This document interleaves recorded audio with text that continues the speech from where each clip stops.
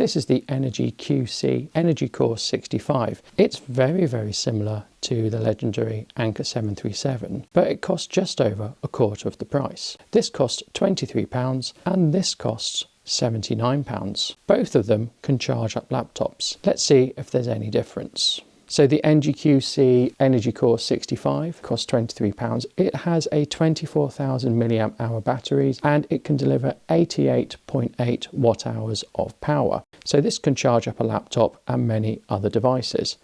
Like the Anker 737, it has two USB-C ports and a USB-A port. The maximum output you can deliver from this power bank is 65 watts, and if you use the two USB-C ports, each is going to output 20 watts, and you can get 22.5 watts out of this USB-A.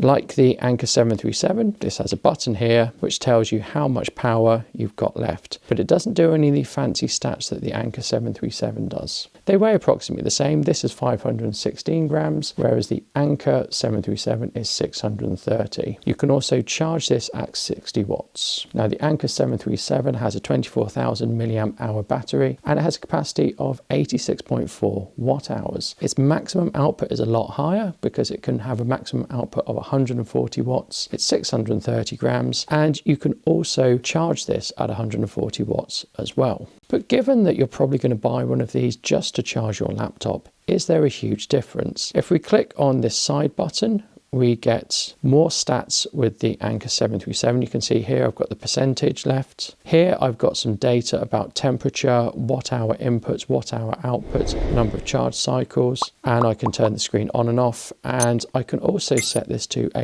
low power mode. And in the low power mode, if I'm using a very low drain device, like something like charging my AirPods, it won't automatically turn itself off.